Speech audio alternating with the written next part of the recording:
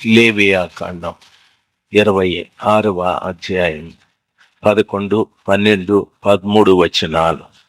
నా మందిరమును మీ మధ్య ఉంచేదను, మీ యందు నా మనస్సు అసహ్యపడదు. నేను మీ మధ్య నడిచేదను, మీకు దేవుడనై ఉందును. మీరు నాకు ప్రజలై ఉంటారు. మీరు ఐగుప్తీయులకు దాసులు కాకుండా వారి దేశంలో నుండి మిమ్మను రప్పించాను. నేను మీ దేవుడనై నా యెహోవాను. నేను మీ కాడి పలుపులను తెంపి మిమ్మను నిలవబెట్టి నిలువుగా నడిచేదరు, మిమ్మను నిలువుగా నడవజేసితిని ప్రభుల వారు సెలవిచ్చారు. ఈ మాటలు ఇశ్రాయేలు ప్రజలకు దేవుడు చెప్పిన విషయాలు. ఇశ్రాయేలు ప్రజలను అంటున్నాడు, నా మందిరము చెప్తాడు, నా మందిరము మీ మధ్య ఉంచేదను, నా మందిరము మీ మధ్య ఉంచేదను. మనం మందిరము లోపట ఉన్నాం, అయితే మందిరము మధ్య నేను మీ మధ్యన మందిరాన్ని ఉంచుతానని ప్రభుల వారు సెలవిచ్చారు. ఈ విషయాన్ని బాగా గమనించాలి. మీ మధ్యన నా మందిరమును ఉంచేదను, మీ మధ్యన నా మందిరమును ఉంచేదను. చాలా మంది మధ్యన మందిరము లేదు. చాలా మంది మధ్యన తగువులు ఉన్నాయి. చాలా మంది మధ్యలో రోగాలు ఉన్నాయి. చాలా మంది మధ్యలో ఆర్థిక ఇబ్బందులు ఉన్నాయి. చాలా మంది మధ్యలో ఒకరిని ఒకరు తిరస్కరించుకునేటటువంటి కార్యాలు ఉన్నాయి. మీ భర్త ఎందుకు రాలేదు అంటే ఒక అమ్మ చెప్తారు, ఆయన సరిగా ఉండడండి, కుదురుగా ఉండడు, ఆయన ఇష్టానుసారంగా ప్రవర్తిస్తాడు, ఆయన జీవితము సరైనది కాదు అని. వారిద్దరూ ఎవరు అంటే భార్య భర్తలు. వారి మధ్యన దేవుని మందిరం ఉండాలి, అయితే వారి మధ్యన తగువులు ఉన్నాయి. ఒకరిని ఒకరు అవమానించుకోవడము, ఒకరినొకరు తిరస్కరించుకోవడము, ఒకరినొకరు పోట్లాడుకోవడం, ఇవన్నీ వాక్యం సెలవిస్తుంది.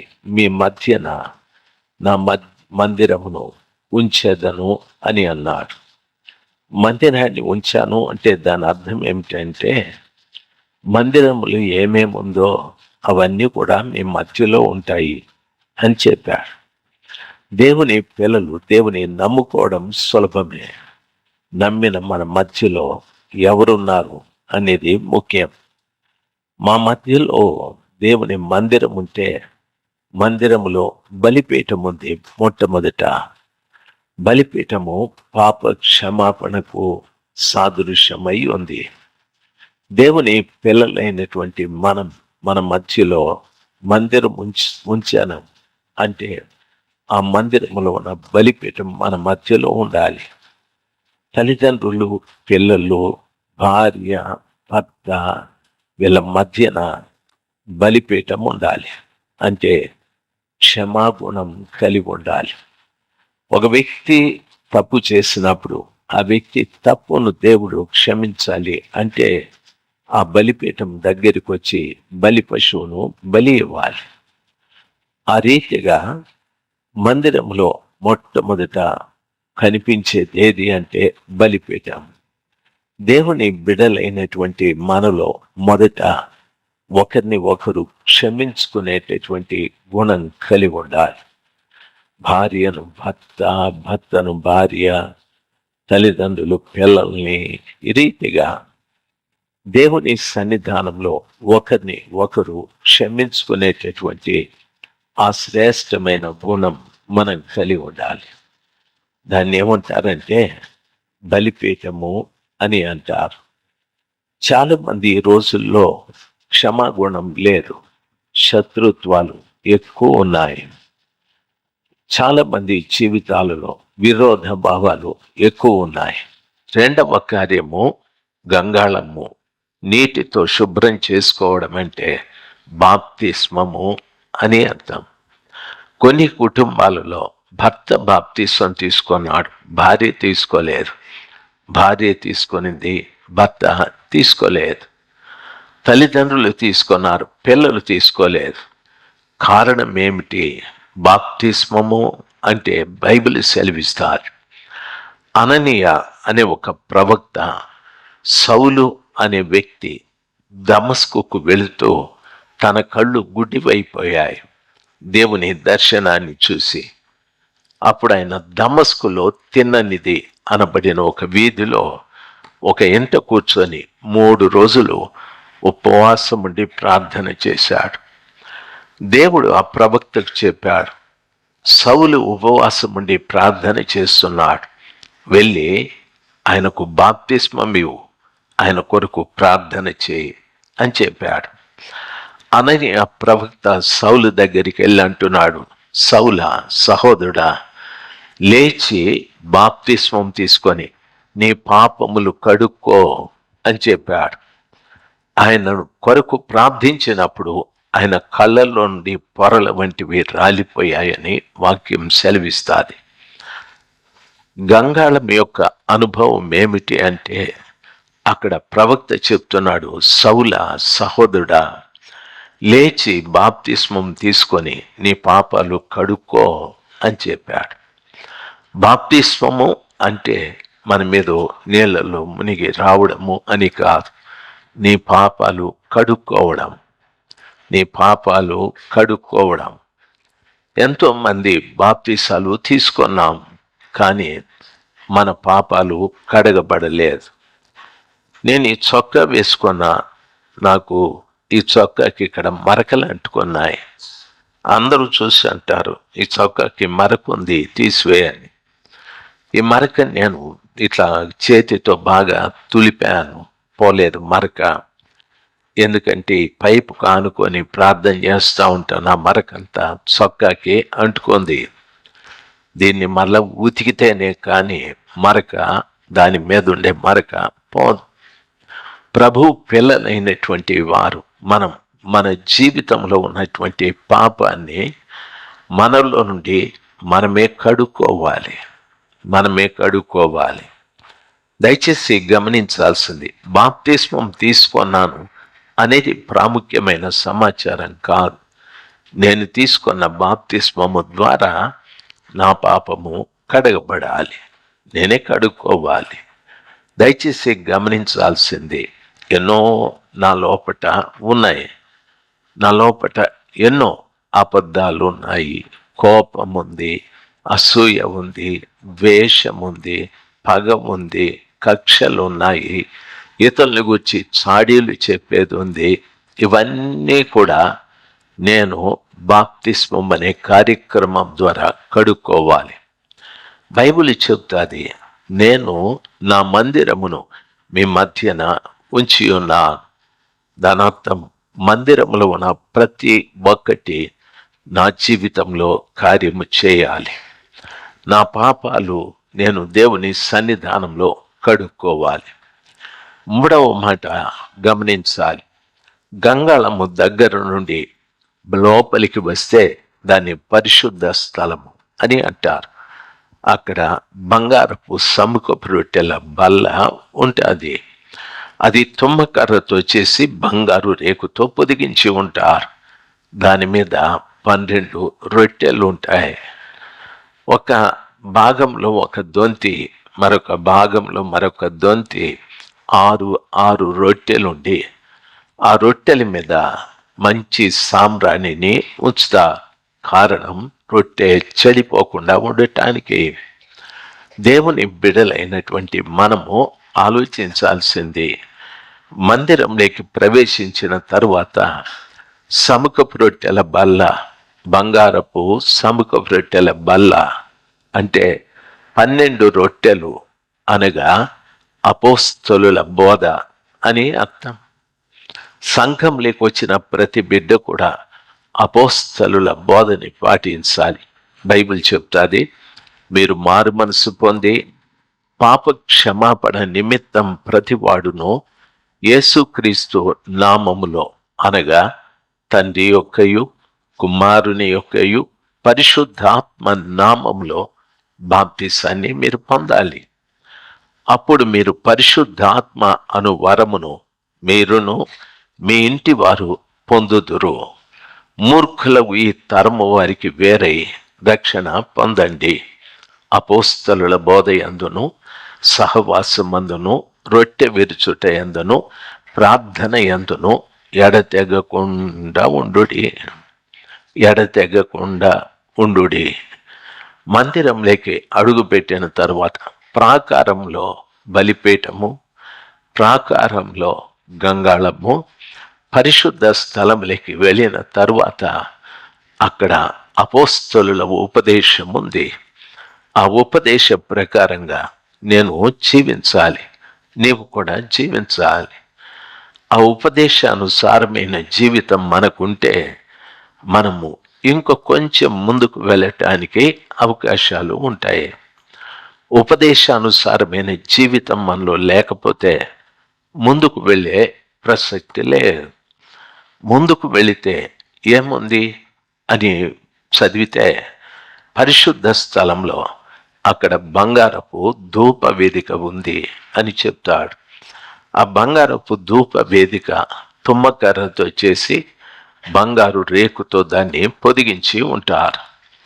దాని మీద దేవుడు ఆ ధూపములో నుండి వచ్చే ధూమము అనగా పొగ దేవుడు ఆఘ్రానించి అంటే అంగీకరిస్తే అది ఆయనకి ఇష్టమైన సువాసనగా ఉంటుంది. ధూప వేదిక మీద వేసే ధూప చూర్ణము 5 రకాలైన దినుసులతో చేయబడుతుంది. అచ్చ జటామాంసి, గోపి చందనము, తరువాత సాంబ్రాణి, ఉప్పు. ఈ రీతిగా అచ్చ జటామాంసి, గోపి చందనము, తరువాత ఉప్పు, తరువాత ఉప్పు, తరువాత సాంబ్రాణి. ఈ రీతిగా 5 శ్రేష్టమైన దినుసులను చూర్ణం చేసి ఆ చూర్ణమును సమపాలలో కలిపి ధూప వేదిక మీద వేస్తారు. అందులో నుండి వచ్చేటటువంటి ఆ ధూమము పొగ దేవునికి ఇంపైన సువాసన.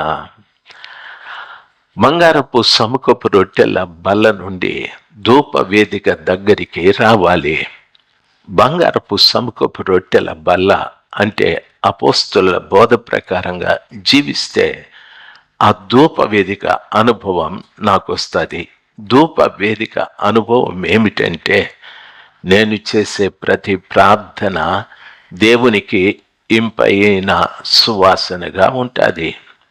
ఇందాక బిడ్డలు సాక్ష్యం చెప్పారు, చిరు, మా అమ్ము బిడ్డలు సాక్ష్యం చెప్పారు. నేను GNM చేశాను, అయితే నేను అనుకోలేదు BSc నర్స్ అవుతానని.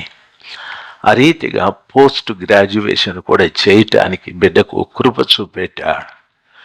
నేను ప్రార్థించాను, ప్రభా నీ చిత్తమేదో నా పట్ల జరిగించమని. ఒక మంచి భర్తనిచ్చాడు. ప్రభా నీ చిత్తం నాకు దయచేయమంటే 2 చక్కటి పిల్లల్ని ఇచ్చాడు. ఓ మంచి ఉద్యోగం, ఓ మంచి భర్త, ఒక 2 పిల్లలు, ఓ చక్కటి కుటుంబం దేవుడు నాకు ఇచ్చాడని బిడ్డ మాట్లాడుతూ వచ్చాది. ప్రార్థన ఎప్పుడు కూడాను దేవుని సన్నిధానంలోకి వచ్చిన మనము మన ప్రార్థనలో ఎప్పుడు ప్రభు నాకు ఇది ఇవ్వండి, అది ఇవ్వండి అని అడగకూడదు. మనకేం ఇవ్వాలో దేవునికి తెలుసు. మనము ప్రార్థించక మునిపే మన అవసరాలన్నీ ప్రభుల వారికి తెలుసు. మన అవసరం అమ్మకు తెలియదు, మన అవసరం నాయనకు తెలియదు, మన అవసరం భర్తకు తెలియదు, మన అవసరం భార్యకు తెలియదు. అయితే దేవుని పిల్లలు వినాలి. బలిపీఠం నుండి గంగాళము, గంగాళం నుండి సముఖపు రొట్టెల బల్ల, అక్కడ నుండి ధూప వేదిక దగ్గరికి వచ్చిన బిడ్డల అవసరాలన్నీ దేవునికి తెలుసు. హల్లెలూయా. అన్నీ దేవునికి తెలుసు. నీ ఆరోగ్యం కానీ, నీ ఆర్థికం కానీ, లేకపోతే నీ భక్తి విషయంలో కానీ ప్రతి ఒక్కటి దేవునికి తెలుసు. ఆయన అక్కడ ధూప వేదిక దగ్గరికి వచ్చిన బిడ్డల అవసరాలన్నీ కూడా ఆయన తీరుస్తూ ఉంటాడు. వారి ఇంకా ప్రార్థన మొదలు పెట్టక మునిపే వారు ఏం ప్రార్థిస్తాడో కూడా దేవునికి తెలుసు. వారి జీవితంలో ఏమేమి అవసరమో అవన్నీ కూడా దేవునికి తెలుసు. దేవుని పిల్లలుగా గమనించాల్సింది, ఎన్నో ఏండ్ల నుండి కొన్ని సమస్యల కొరకు నేను ప్రార్థిస్తున్నాను అనేవాళ్ళు ఉన్నారు. ఎంతగానో దేవుని వద్ద నేను ఏడుస్తూ ఉన్నాను, కానీ నేను అడిగింది పొందలేకపోతూ ఉన్నాను. ఆరోగ్యం కానీ, కుటుంబంలో వ్యక్తుల రక్షణ కానీ, లేక ఆర్థిక విషయాలు కానీ అంతగా నేను పొందలేకపోతూ ఉన్నాను. నా జీవితంలో చాలా నష్టము చూస్తూ ఉన్నాను. నేను మానసికంగా కష్టపడుతున్నాను. ఆత్మీయ ఎదుగుదల లేదు, ఆరోగ్యం కూడా లేదు. ఇటువంటి పరిస్థితి నాదని చాలామంది దుఃఖపడేవాళ్ళు ఉన్నారు. ఎందుకు ప్రభు నీ ప్రార్థన వినలేదు అంటే, బలిపీఠము అనుభవం నీకు ఇంకా లేదు, గంగాళపు అనుభవం లేదు, సముఖపు రొట్టెల బల అనుభవం లేదు. బలిపీఠము దగ్గర క్షమాపణ. మనం ఎవరెవరిని క్షమించాలో వాళ్ళందరినీ మనస్ఫూర్తిగా క్షమించాలి. బైబిల్లో ప్రభుల వారు ఆయన శిష్యులకు చక్కటి ప్రార్థన నేర్పించాడు. ప్రభువా, మేము ఇతరుల అపరాధములను క్షమించు, మీరు మా అపరాధములను క్షమించినట్టు మేము కూడా ఇతరుల అపరాధములను క్షమించాలి అని చెప్పాడు. నా తప్పులు ఎన్నో ప్రభుల వారు క్షమించాడు. నా ఎదుటివాని తప్పులు కూడా నేను క్షమించాలి. అది భార్య కానీ, భర్త కానీ, కుటుంబంలో పిల్లలు కానీ, లేక ఇరుగు పొరుగు వారు కానీ, సంఘంలో వేరే విశ్వాసులు కానీ, నేను క్షమించాలి. రెండవది, నా పాపాలు నేను కడుక్కోవాలి. మూడవది, సముఖపు రొట్టెల బల్ల అంటే వాక్యాన్ని వినడమే కాదు, వాక్య ప్రకారంగా జీవించాలి. ఎప్పుడు వాక్య ప్రకారముగా నేను జీవిస్తానో అప్పుడు ప్రభు ఆ ధూప వేదిక దగ్గర నా ప్రార్థన ఒక పొల్లు కూడా ఆయన తీసివేయకుండా ఆ ధూప వేదిక దగ్గర నేను మొరపెట్టే ప్రతి మొర విని ఆయన నాకు ప్రత్యుత్తరం ఇస్తూ ఉంటాడు. అది కుటుంబ విషయము కానీ, లేకపోతే ఆరోగ్య విషయము కానీ, లేక ఉద్యోగ విషయము కానీ, వ్యవసాయ విషయం కానీ, మన కుటుంబంలో పిల్లల విషయం కానీ, ఏదైనా దేవుడు నీ ప్రార్థన ఆలకించి నీకు ప్రత్యుత్తరమిస్తాడు. దేవుడు ఎలాంటి వాడు అంటే, మనము అడిగిన దానికంటే, ఊహించిన దానికంటే అత్యధికముగా దయచేయు దేవుడు. మనము అడిగేది మనకి ఎంత తెలుసు అంటే, కొంతే తెలుసు. మనం అడిగేది, ప్రభా నా బిడ్డకు ఆరోగ్యం ఇవ్వండి, అంతే తెలుసు. ఆరోగ్యం తరువాత ఆ బిడ్డకి ఏమేమి అవసరమో నాకు తెలియదు. ప్రభా నా బిడ్డకు ఉద్యోగం ఇవ్వండి, ఉద్యోగం తరువాత ఆ బిడ్డకి ఏమేమి అవసరమో తల్లికి తెలీదు, తండ్రికి తెలీదు, దేవునికి తెలుసు. చాలా పర్యాలు, ప్రభా నాకు ఒక గృహం ఇవ్వండి, ఆ ఇంటిని నీవు కట్టుకున్న తరువాత ఆ తరువాత నీకేమేమి అవసరమో ఆయనకే తెలుసు. కాబట్టి ప్రభు సన్నిధానంలో ఈ విధంగా మనం నడుచుకుంటూ వస్తే ధూప వేదిక దగ్గర నేను అడిగిన వాటికంటే, ఊహించిన వాటికంటే నా దేవుడు అత్యధికముగా నాకు దయచేయగలడు.